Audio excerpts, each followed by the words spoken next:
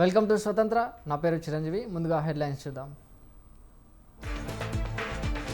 విశాఖలో deputy CM Pawan పర్యటన, steel factory ఘటనా స్థలి పరిశీలన.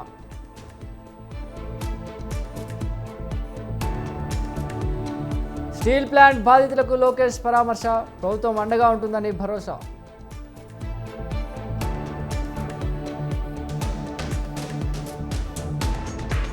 విశాఖ స్టీల్ ప్లాంట్ ఘటనలో మృతుల పంచనామాకు ఏర్పాట్లు, ప్రమాదంలో 6గురికి గాయాలు, 2 పరిస్థితి విషమం.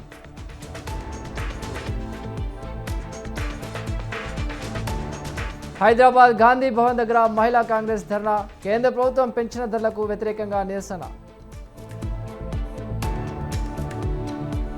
కొమరం భీం చింతమాలపల్లిలో మండలంలో పోడురగడ రైతులు అటవీ అధికారుల మధ్య తోపులాట.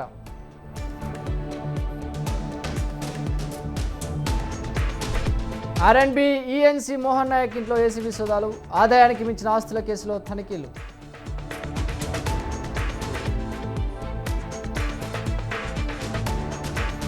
మాజీ సీఎం జగన్పై జనం గుర్రు వినుకొండ మాజీ ఎమ్మెల్యే బొల్లాకు మద్దతుపై ఆగ్రహం.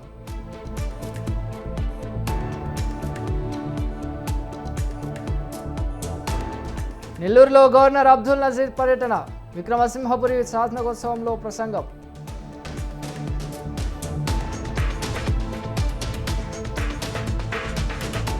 ముగిసిన రాజ్యసభ నామినేషన్ల స్వీకరణ గడువు, నేడు నామినేషన్ల పరిశీలన, 18న పోలింగ్.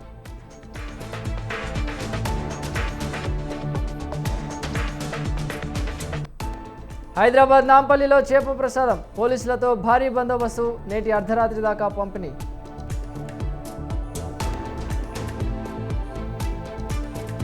హైదరాబాద్ రామంతపూర్లో దోపిడీ ముఠా అరెస్ట్, నిందితుల దగ్గర నుంచి 4,000 నగదు, బైక్ స్వాధీనం.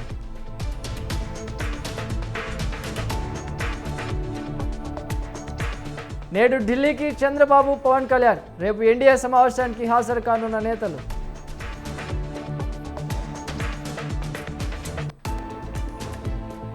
ప్రధానమంత్రి ఉజ్వల యోజనలో కేంద్రం కీలక మార్పు, ఇకపై ఏడాదికి 4 సిలిండర్లకే పరిమితం.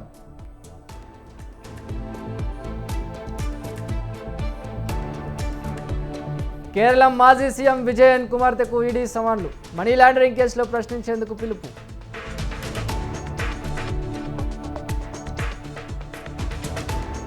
ఒమాన్ మసిరా తీరంలో వాణిజ్య ట్యాంకర్పై క్షిపణి దాడి, 24 మంది భారతీయులను కాపాడిన అధికారులు.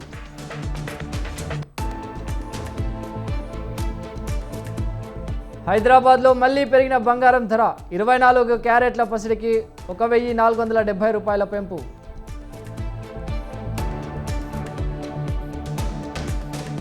హైదరాబాద్ గచ్చిబౌలి చోరీ కేసులో నేపాల్ దంపతులు అరెస్ట్, యూపీ నేపాల్ సరిహద్దులో పట్టుకున్న పోలీసులు.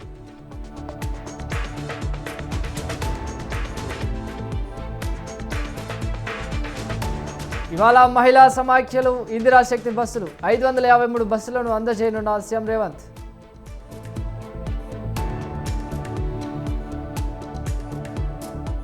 మహారాష్ట్రలో ఏనుగుల గుంపు హల్చల్, చంద్రాపూర్ జిల్లాలో పంటల ధ్వంసం.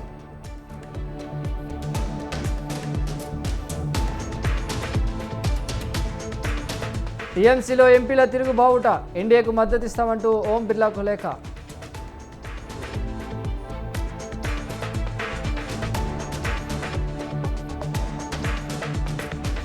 కొత్త H1B వీసాలపై విధించిన ఫీజును కొట్టివేత, అమెరికా ప్రభుత్వానికి ఫెడరల్ కోర్టులో ఎదురుగాలి.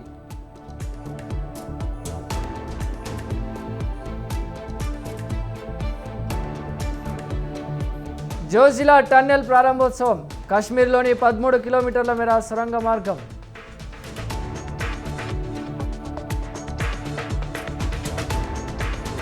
ఫిలిప్పీన్స్లో భూకంపానికి 35 మంది బలి, సునామీ హెచ్చరికలు జారీ చేసిన అధికారులు.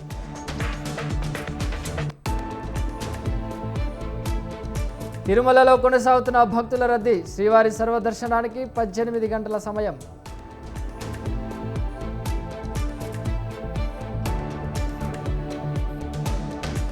తెలంగాణను తాకిన నైరుతి రుతుపవనాలు, 2-3 రోజుల్లో విస్తరించనున్న మాన్సూన్స్.